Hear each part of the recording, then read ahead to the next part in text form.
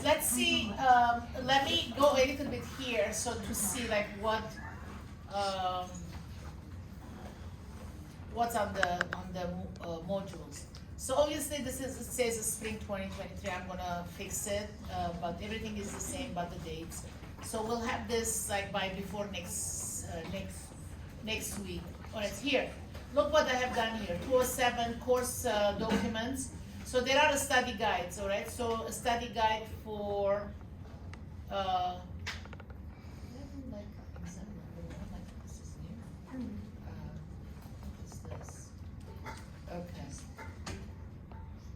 Okay, let me tell you what is this, okay.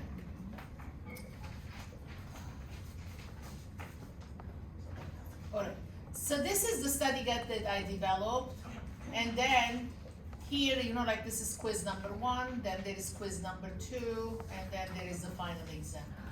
For this course, and this is the study guide, and then I think it gives you enough focus. So test number 1 is gonna be whichever week we are. So from all the chapters that we covered, that's test number 1. Test number 2, it continues. Test number 3, which is the final exam, it's cumulative. All right, so like how it goes, so usually test number 1 and test number 2, it's like 55, 65 questions. All right, so then you have 1 hour and 10 minutes. But final exam, you have 2 hours. But like in the final exam, it's cumulative. But there is the chapters that you didn't get tested after test number 2. That weighs 50% of the questions. Did that make sense? Wait, can you say it again? All right, so there is test number 1, this many chapters. Test number 2, this many chapters. Test number 3, which is the final exam, it's cumulative. All right, so cumulative mean that this portion you didn't get tested on. Got it. So 50% of the questions are from here. And then All right, the other 50% is cumulative. Is that clear? From So that, 1 and 2. yeah, this is 307. So, but the final exam is 2 hours, and there are like 125 questions. How many? 125. Okay. So, you know, like because the tests are 60, so the final exam is 125. Oh, got it. So you have 2 hours, and it's cumulative. So the 1 hour, you have to think that you're taking test number 3. The other 1 hour is like the cumulative. Does that make sense? Yeah. And then, so like the last portion, there is the neuro. The neuro is the last portion, and then the cranial nerves are like weigh a lot of weight. So 50 questions I'm asking cranial nerves. Does that make sense? So like in other words, the cranial nerves you see, like I have summarized it on a Word document, like it's very easy for you to study. Like you have to study like A to Z. And then you got like 50 points there.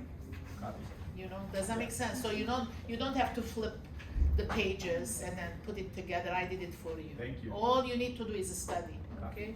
Is this one your study guide? This is mine. Okay. Nobody else, because when I came here 12 years ago, there was nothing. I had to dig my syllabi from UCLA to put this together, you know, so luckily I had saved on my papers. I had to start from somewhere, yeah. But this got like developed over time though, right? Okay. Yeah. So this is the study guide, and then you know, so, and I think it's gonna be instrumental and it's gonna be beneficial, right? Okay. This is lecture, right? This is Reassessment lecture. lecture. Yeah, as I said, like the lab, it doesn't have written exam. Whatever you learn in the lab, it's here too. Yeah. Okay. Okay, guys. Now, one of the students, like this was a collab student, you know, like as I said, in the summer I teach the collab. Collab stands for collaborative, right? So there is the ADN program, so you know that there is the ADN nursing that they go to community colleges. So, but because like hospitals are getting into magnet status, we want the entry level to be BSN, right? So what was the consensus then? Okay, if we close all the ADN programs, the money that is dedicated to ADN by the state, another discipline will take it. Does that make sense?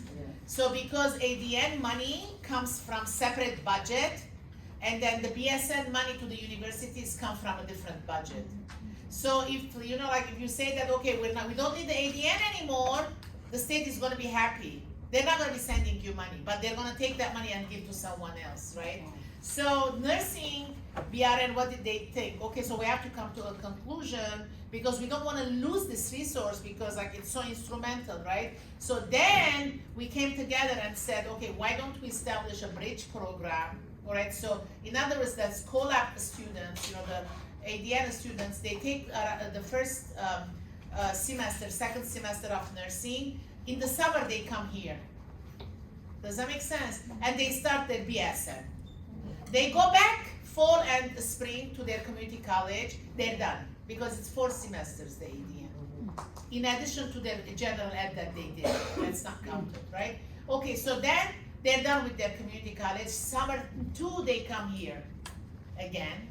And then they come 2 more semesters the 3rd year. Then they get their BSN. Does that make sense? So this is called collab, which is the ADN to BSN pathway. Is that clear? So one of the students, you know, I have to give history of everything, right? So what she did, she's just, this is student, one of the students, she was very motivated, I mean, you know, extremely motivated. What she did, she took this study guide and made a study guide. Does that make sense? So I didn't do it, she did it. So in other words, I posted it here. I mean, you use it, like if it's helpful, it's helpful. If it's not helpful, don't use it. Okay, so that's where it came from. I didn't do it, the student did it. And it was like part of her learning process, which she did, I think, a very good job. Okay, now, okay guys, what is this? This is everything that you need from the lab is here. Is that clear? So you belong to a clinical instructor and your name is gonna be in a different shell in the 307. Is that clear? So in 307, there are gonna be only 9 students, right? Okay, because you're 44. In one of the sessions, I'm gonna get less, like 8 and 9, all right? So, and then the rest are gonna be 9. Okay, guys. So there is gonna be 9 students in one shell. So Claudia is gonna have 9 students in one shell, right? Okay, so she's not gonna be posting anything about the lab. Everything that you need about the lab is here. Does that make sense? So there is uniformity, in other words. All right. So every student, every teacher in their lab session, they're enforcing whatever this is. Is that clear, guys? So there is a standardization and there is uniformity. Okay, guys. Okay. Now, what is this? So this is the history. All right. So as I said, you know, like this is if you follow what I said here. Everything that I taught, it's here. Okay, so this one I kept it on purpose on a Word document. So next week we're gonna divide because today it doesn't make us to divide. It makes sense us to divide because we're not complete, right? Okay, so next week at 1:30, my group and Tali's group we're gonna be down the stairs, and then 1:15 Apinia, and then Silva. That day, you're gonna be divided like into groups, right? So you have to find your partner and you're gonna be starting your history-taking process. Is that clear? All right, so now like you have to have this handy. If you wanna write it, you have to print it. If you wanna type it, you have the typing already. I kept it Word document. Is that clear, guys? So the paper is due usually, when did I put it? I mean, obviously you have enough time. You know, I put it like the 4th week maybe, right? So you have enough time. You have enough time, all right? So in other words, if you don't finish it, like next week you're not gonna be finishing it. One session is not enough. So you kind of continue the next session, and then the following week the paper is gonna be due. Is that clear? Yes. Okay, guys? Yeah, you have enough time, really. Okay, so in other words, like even if you didn't finish in the lab, you can see each other via phone also, all right? So it's only history component of it. Okay, so this becomes like very, very instrumental tool to follow so that you can have like, you're gonna be getting 90, 95 and above with your paper, percent, and grade-wise, in other words. Like it's easy way of getting the grade because you have all the resources. I mean, there is no riddle, in other words. Okay, guys? Okay. Okay, so that's that. Okay, let's go back.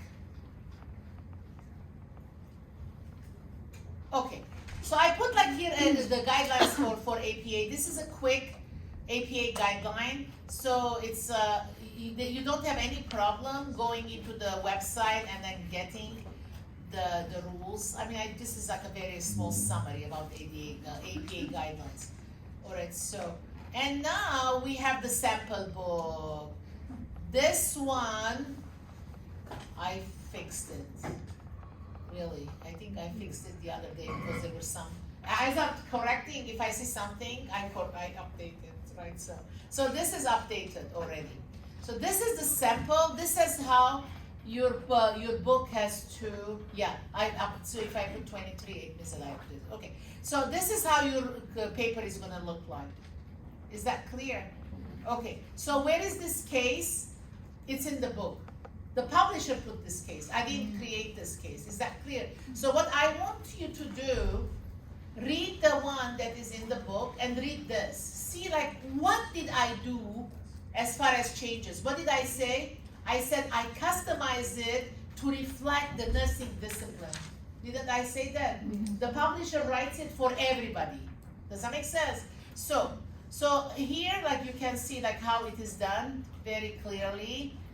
And this fits the same sequence as like that Word document that I created. So like, in other words, it's gonna be synchronous. Whatever I'm asking there, like, it has to correspond here. Nothing that you're asking the patient is additional. In other words, you're going to be using it in your paper. The one that you're going to be gathering the information, which I said it's a Word document, that's a tool. I don't have to see that. The only reason you have that is I'm helping you to gather the information. I don't have to see that. You can write whatever you want there, and we don't need to see it. What is the end product? The end product is this paper. Is that clear? So that is like not, the teachers do not want to see that, all right? So it is only there to help you.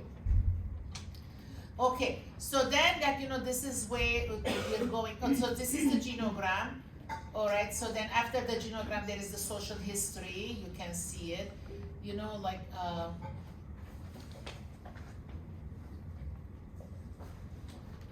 okay. So then there is the review of systems. Do you see? All right, so now after the review of systems, there is the physical exam. Is that clear?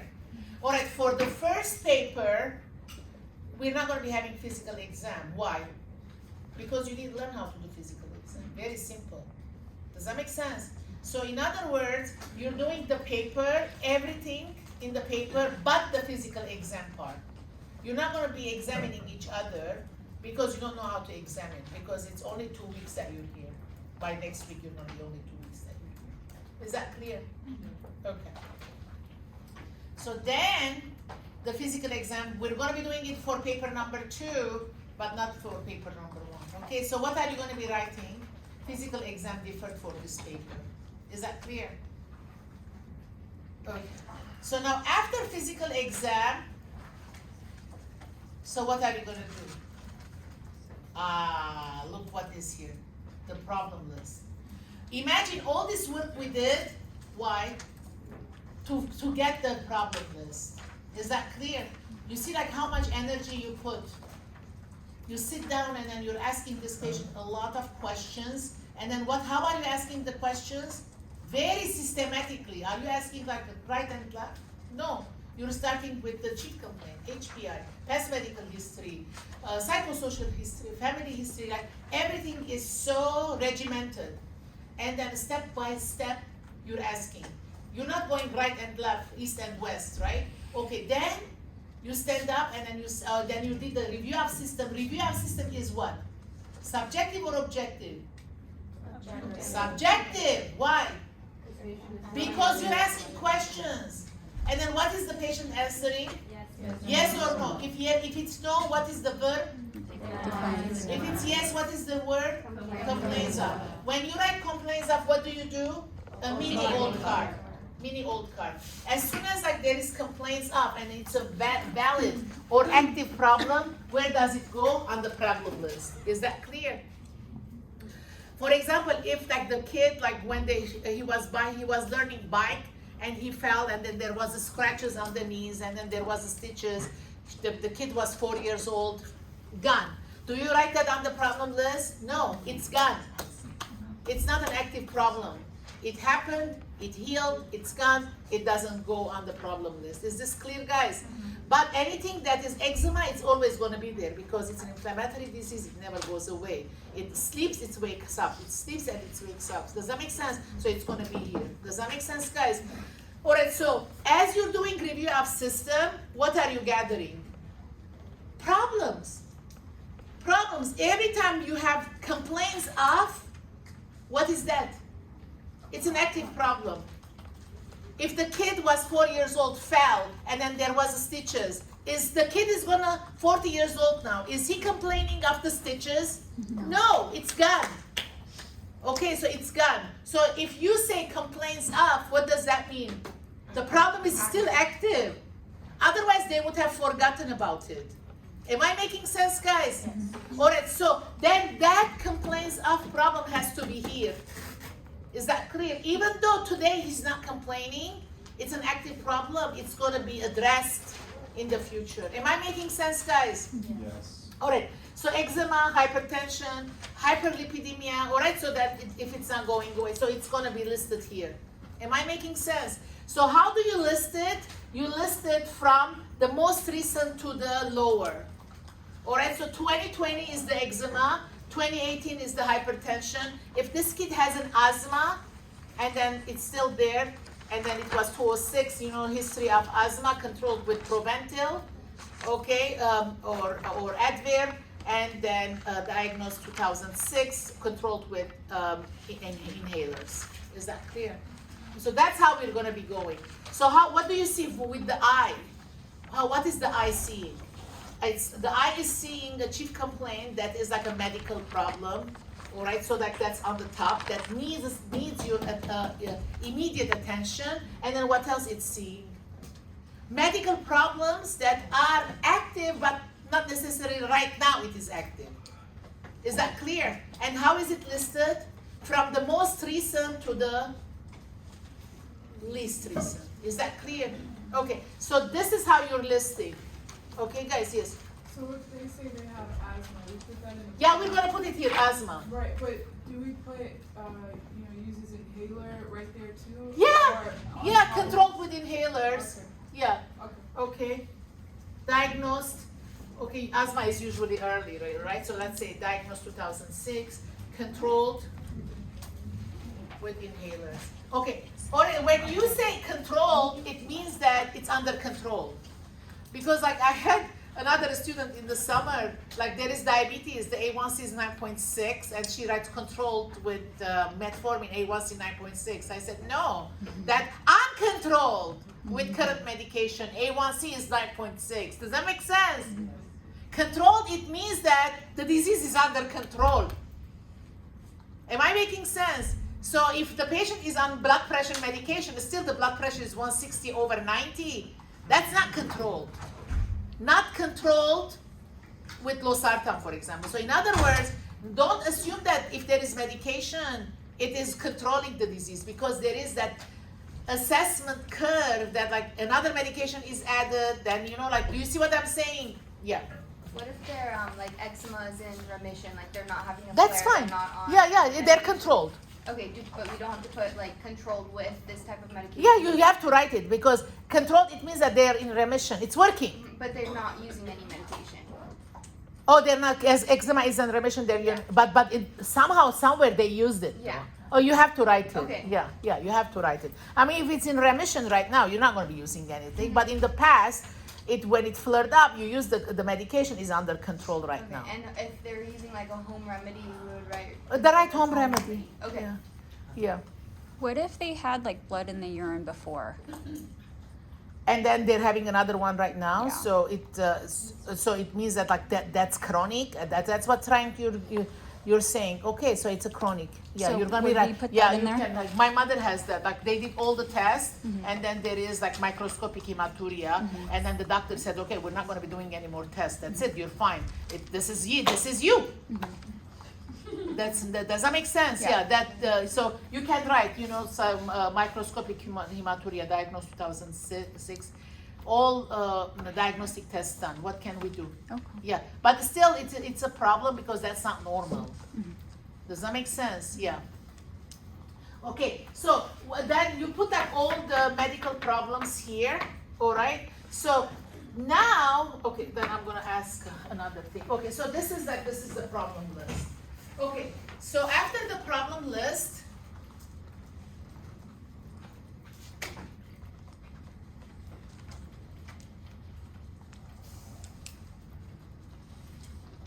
okay, so there is like another,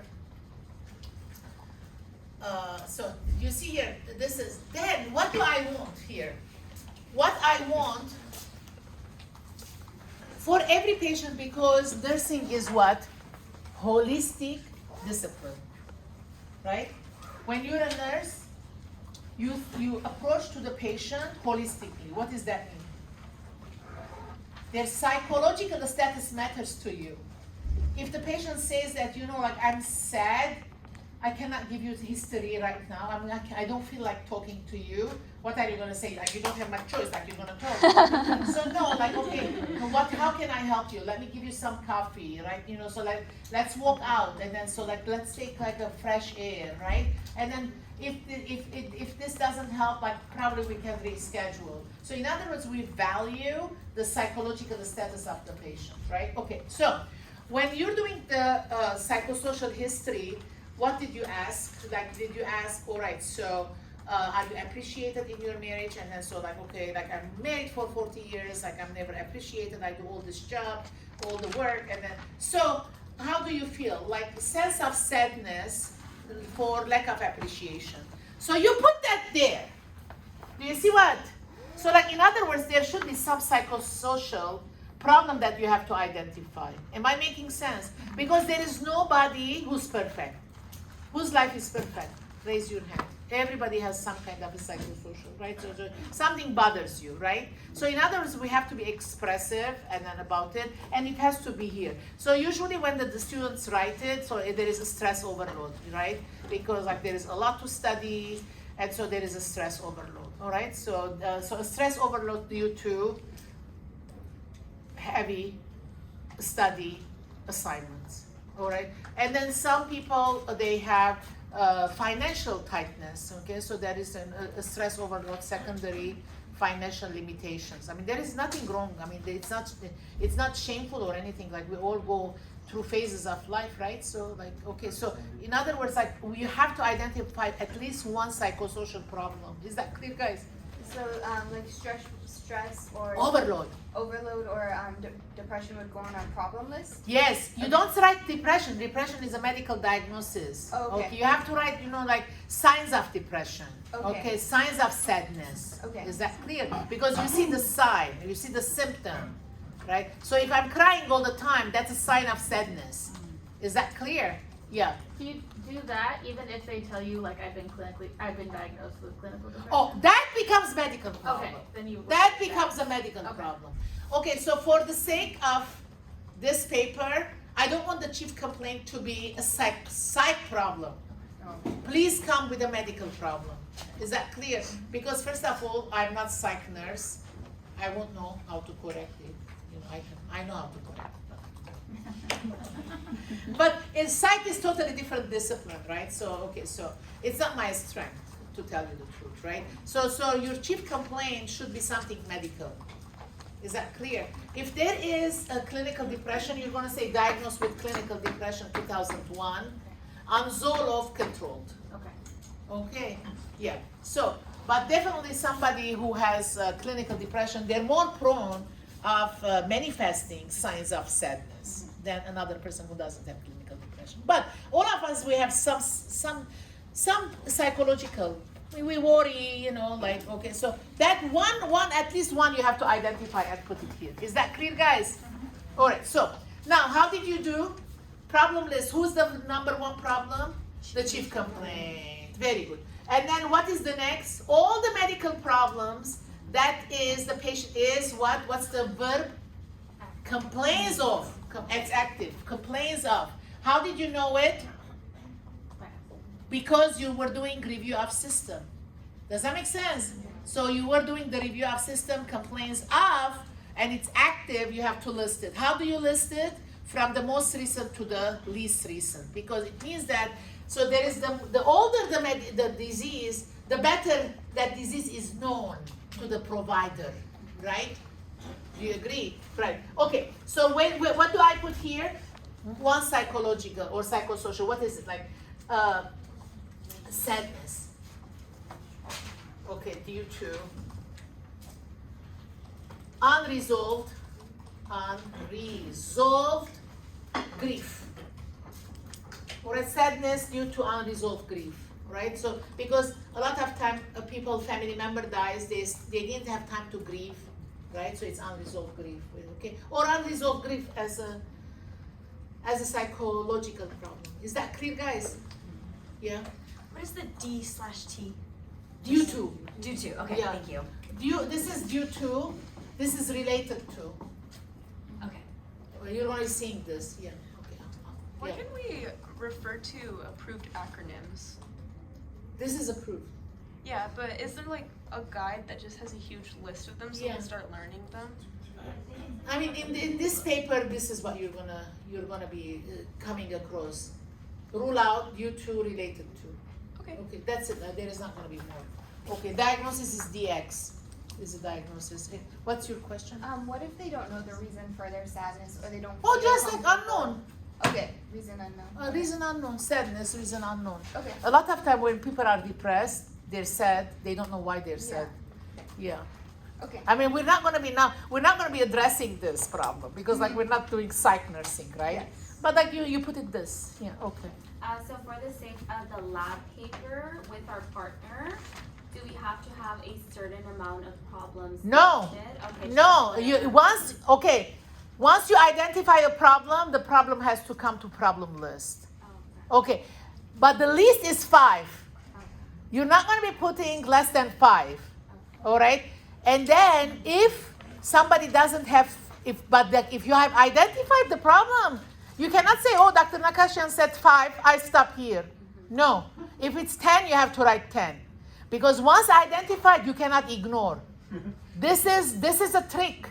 Like in healthcare, once you know, that's it, you have to treat it. You can't ignore it.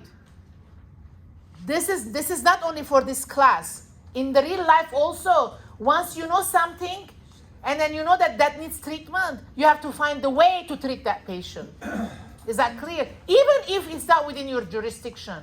If you know that the person is being abused, and then the abuser threatened to kill that person, you can't say, I'm a diabetes educator. Like, what do I do with the domestic violence? I don't know anything, which is true. I don't know anything. But I cannot ignore it. I have to say, I have to call the chaplain or somebody, and then social worker, clinical social worker. I have a problem here. What do you want me to do? I can't let this patient go because he might be killed. She might be killed tonight. Does that make sense? I can't let, even though the patient came for sugar education. Does that make sense, guys? So if once you know, you have to take care of it, because in the front of the judge, you cannot say, oh, I'm a diabetes educator. The patient came like how to teach the meter. I taught the meter and then she left. No, but if the patient said that, I'm scared to go home because my partner is gonna kill me, then I have to take care of it. Is that clear? Does that answer the question? Yeah. All right. So, okay, yes.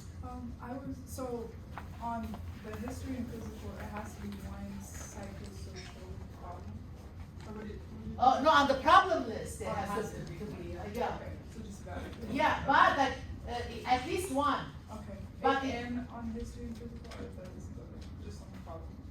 No, the history and physical already. Oh, If the patient is saying that I'm not appreciated, I'm sad, Uh-huh. okay, so then that's a problem. Problem. Yeah, and then the patient says that I don't have food to eat, I don't have money, that's a problem also. So then stress overload related to finances, limited finances. Okay, got it. And then sense of sadness, secondary for not being appreciated. Does that make sense? So in other words, there might be more than one psychosocial problem.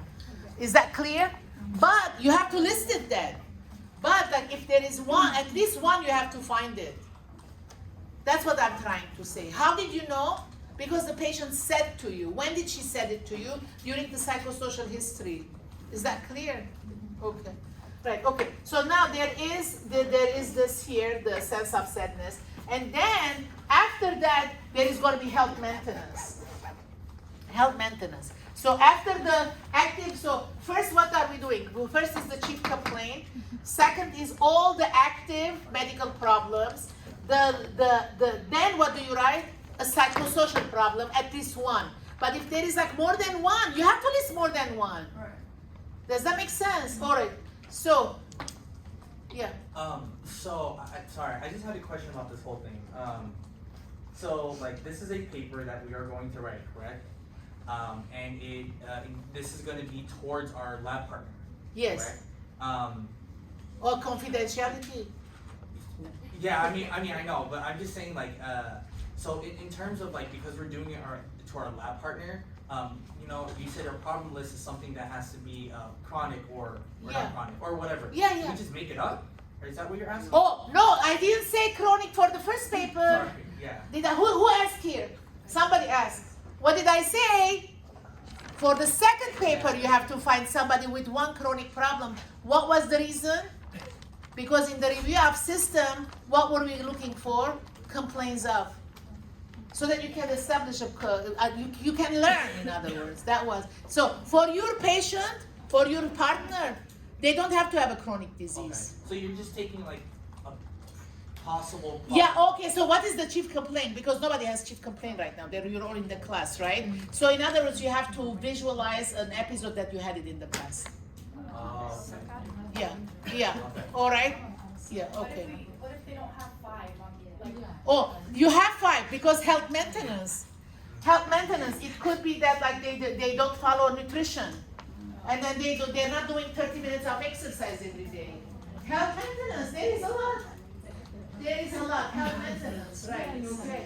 So, and then what else? Yeah, okay. So the health maintenance comes next. The health maintenance, okay, so after that, there is gonna be health maintenance. All right, so now, after that, there is health maintenance. What is health maintenance? Everything that we do for health maintenance. Okay, so look here, what is, we kind of, when we did the psychosocial, we asked about the nutrition, 24-hour nutrition, like what did you eat for breakfast, what did you eat for lunch, what did you eat for dinner, and then in the sample paper, so like the American Diabetes Association, the recommendation is 60% carb, 20% protein, 20% fat, right? So that's the recommendation. So once like you gather that 24-hour diet history and then you analyze it and then they're eating less carb, for example, so they're eating less carb. So that doesn't mean that they have good health maintenance. Am I making sense? So that's then you're gonna write, so this patient was eating less carb and excess fat. So the health maintenance, the nutrition is not balanced for this patient. This is the case in the book. Look what happened here. So this in the health maintenance, this guy was like 65 years old. This is in the book. The patient hadn't gone for his prostate exam, digital rectal exam, and he didn't go for his PSA, which is a prostate specific antigen. So okay, so that's needed, right? So to identify prostate cancer. So that's health maintenance is not done. So it's on the problem list. In other words, I'm not going to lose a sleep over today because like this patient didn't have the PSA done, but it needs to be addressed as soon as possible by the next visit. Am I making sense? But if it's not listed on the problem list, how do I know? If the patient, if a woman is going mammogram every year, that's not the problem. She's doing already. But if the mammogram was 2006 and 2023, by the way, there are a lot of women like that, right? It's not the money. I don't know. They're scared. All right. So anyway, and then that's going to be mammogram, health maintenance, mammogram overdue last 2006. Does that make sense? Yes. Am I making sense, guys? Okay. So this one is the health maintenance monthly testicular self-exam. So this guy, he's not doing testicular self-exam. So that's health maintenance. Even though testicular cancer is more prevalent in the younger man rather than older man, but it's still like it's a practice that they should do. Does that make sense? All right, so now, then this guy had health maintenance, follow-up colonoscopy. Always like colonoscopy 45 and above, right? So that's the recommendation. Or nobody, I mean, here, obviously, I don't think there is anybody with 45. So, but, so if, as I said, like my daughter-in-law, she's 30, but her father died of colon cancer. She had her first colonoscopy 25. So in other words, like, you know, health maintenance, colonoscopy, a strong family history of colon cancer. So we have to send this girl. Does that make sense? Okay, so yeah, if they had a colonoscopy, in other words, in 2006, usually if there is nothing, the recommendation follow-up is 10 years. Is that clear? So you have to see, like, if you're gonna ask, did you have colonoscopy? Yes. When did you have the colonoscopy? 2018. What did they say? When are you gonna have again? They said come in 5 years. Okay, so what is 5 years? 2023. Do you have appointment? No. Okay, then that's a problem. Does that make sense? Okay, so yes. For like getting into the risk of cancer and everything, if a family member had cancer, but it was kind of like an uncle or grandpa, would that count as No, risk? good, because you remember you're asking in the family history grandfather. Mm-hmm. So then if you know it, you have to write it. Okay. Yeah. All right. So then health maintenance. Okay. So this is a follow-up colonoscopy 2009. All right. So now risk for cancer: colon, father, breast, sister. This person. All right. So that in other words, this person has risk for cancer, and then risk for heart disease, stroke, mother, MI, mother, CAD, coronary heart disease is brother, stroke, mother. Is that clear? So the risk is going down. The risk is on the bottom. Did you see like how I kind of divided the problem list? I did this new. I mean, you know, I have to discuss with the clinical instructors also. Do you see this is new? And then I updated it. All right. So on the problem list, what does this? The first thing goes. Chief complaint. Chief complaint, because this has to be addressed. For that reason, the patient came to you. These are going to be listed because they can surface it up on the follow-up visit, and then you have to address this also. It's not done. These are active problems. Is that clear, guys? Then, after the medical problems, at least what do you put? One psychosocial problem. Is that clear? And then what do you put? Health maintenance. Health maintenance. Nutrition, mammogram, colonoscopy, exercise, dental care, eye care. These are all health maintenance. Is that clear, guys? All right. And then after the health maintenance, what do you put? Risk. Risk for. How do you know the risk for? From the family history. So what is your last sentence of the family history? Positive family history of cancer, stroke, heart disease, negative family history of alcoholism, and type 2 diabetes. So anything that you put positive, you have to put it risk for. Do you see now like how the pieces of the puzzles coming together? All right. So if there is a family history of COPD, who asked that? You have to address it, but it's not one of the big 5. Is that clear? Okay. All right. So this is the problem list now. All right. So now after the problem list, so what do we have? We have a plan. Oh, so we have nursing diagnosis, and then we have a plan. All right. So what is the problem list? We identified the problem list. So what are we going to do now?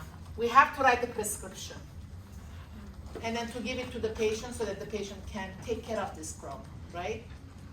Are you with me? All right, so we're going to be writing nursing diagnosis. All right, so assessment number 1, the nursing diagnosis. All right, so what does assessment mean? Assessment means that I listen to the patient, that's the subjective. I did the physical exam, that's the objective, and together I synthesize my knowledge and the skill to come to an assessment. Is that clear, guys? All right, so assessment number 1 or nursing diagnosis number 1. So now, this patient has, are you familiar with NANDA, North American Nursing Diagnosis Association? Do you have the book? No, nobody told you? Okay. So, okay, yeah, I'm going to cover this in 318 also. There is a difference between nursing diagnosis and medical diagnosis. So what is the difference? Medical is by a doctor. Nursing is by nursing. Okay.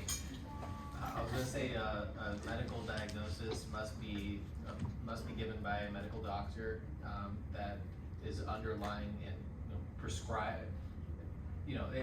It's something that is specifically a very, very small subset of things can be medical diagnoses, whereas a nursing diagnosis is something that you're viewing based on signs and symptoms of the patient that they're experiencing. Okay, very close. Yeah, you're right. Okay, so now medical diagnosis is like, they do the X-ray and then they do the blood work, and accordingly they're going to be saying that, okay, you have type 2 diabetes because your A1C was 6.8.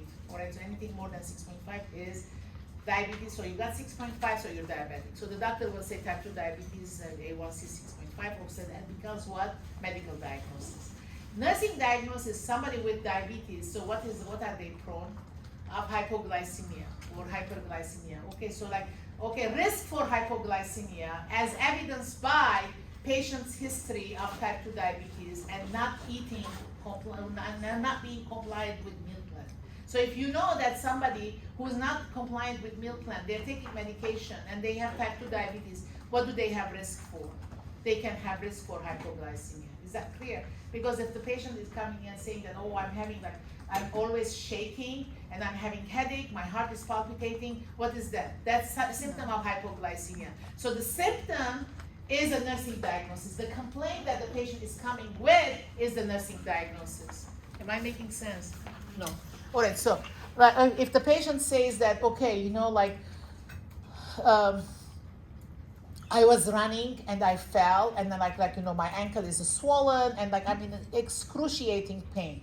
All right, so the medical diagnosis will be fracture of the ankle because they did an X-ray, right? With the nursing diagnosis is excruciating pain as evidenced by patient had fallen and X-ray showing fracture.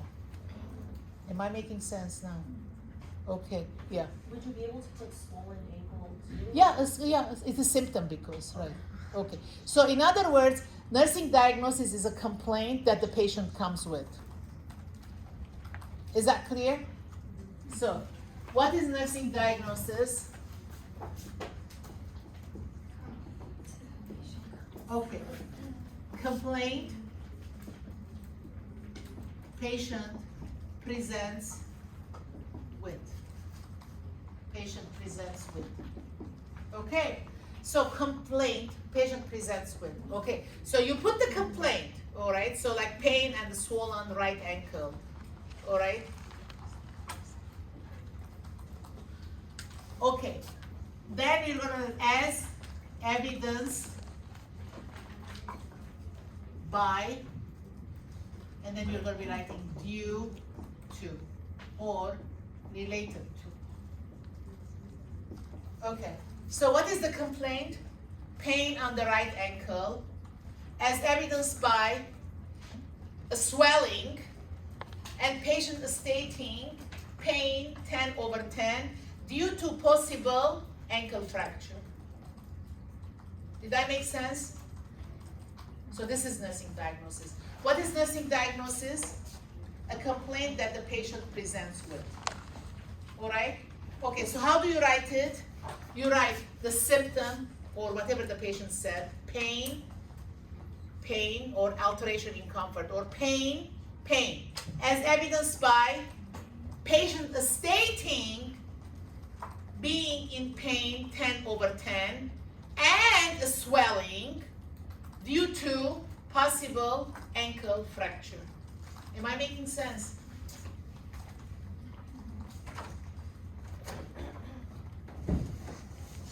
It's very hot. Do you feel it's heat? Yeah, it's hot, right? Okay. All right, so is this clear, guys?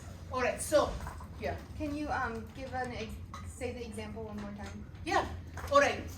Pain or pain as evidenced by patient stating experiencing pain 10/10 and the swelling due to possible ankle fracture. Yeah. It's like a PES statement, right, for nutrition? PES statement. No? Say it again. Like that nursing diagnosis is the same thing as a PES statement. The way the dietitian's right there. PS statement? You don't know?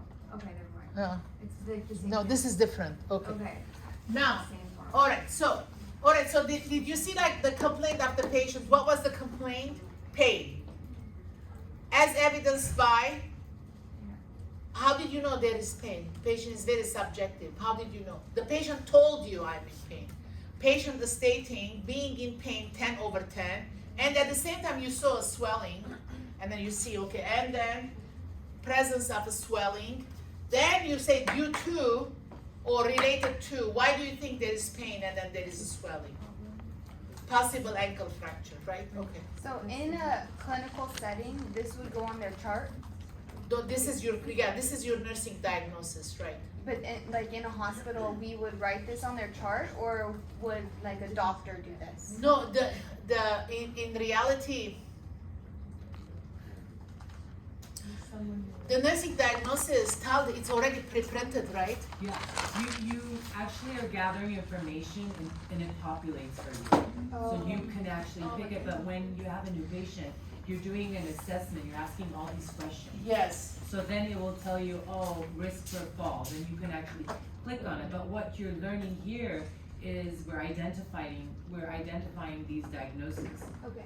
So let's say, this person is injured and you'll be asking questions, are you in pain, swelling? And it kind of creates you the diagnosis where you're like, okay, yeah, I wanna pick this, like, Okay.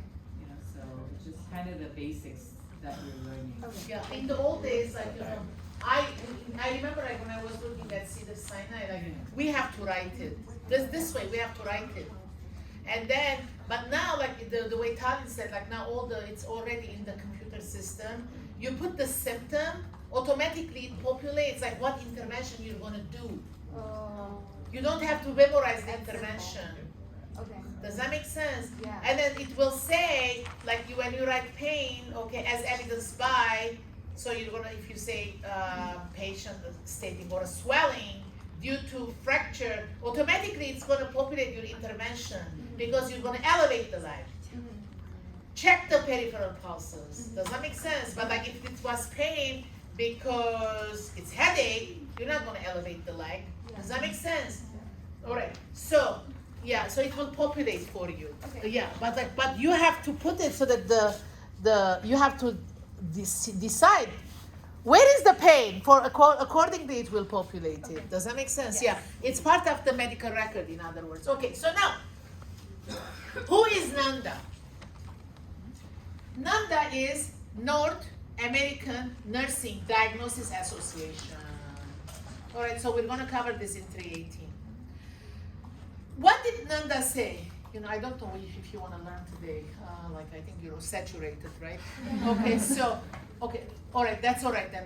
Shall I speak about NANDA, Talin? Because, you know what, NANDA, what it says, so because the complaint that you're putting here, to standardize it, they put a terminology that you have to follow. That's all they're doing. So in other words, if you write pain, everybody will going to be writing pain the way they want to write it. So what is NANDA saying? You know what is they saying? Alteration in comfort. Does that make sense? So NANDA is saying that if there is pain, let's have one agreement. Don't say pain, say alteration in comfort. Does that make sense? So this is what NANDA is saying. So they list all their terminology. When you're writing your nursing diagnosis, you have to use the NANDA terminology. If you don't have the NANDA book, don't worry, just write the symptom. Is that clear? It's not going to be the end of the world. Does that make sense? But because you're in a school, what are you going to do? You're going to find the NANDA terminology. And in practice, I don't remember everything when I was a staff nurse, and then we didn't have computer then. I'm not going to carry the book. So I wrote the symptom. Does that make sense? Nobody's going to say, why didn't you use NANDA terminology? Am I making sense, guys? But in a school, you're going to use NANDA. So for this, instead of writing patient pain, of pain, you're going to write alteration in comfort as evidenced by patient stating she's in pain 10/10 and symptom of swelling due to possible fracture. Okay. So that's why you're going to be using NANDA. I don't want to overwhelm you, but this is required. You have to know. You cannot memorize it. You have to look to the book. I don't know everything either. Is that clear? What does it stand for? North American Nursing Diagnosis Association. Diagnosis Association. Yeah, all right. So every year they're adding more terminology. They delete, they add. They delete, they add. You can catch up. But like it's nursing, we have to accept it. Is that clear, guys? All right. So in other words, for your care plans, and then for this paper, you have to use NAMDA. I don't want to overwhelm you, but like I'm going the step by step, and then yeah, that's it. And then you have to look for it. You don't know by heart. Okay, guys. Okay. So that's how we're going to be writing. So the nursing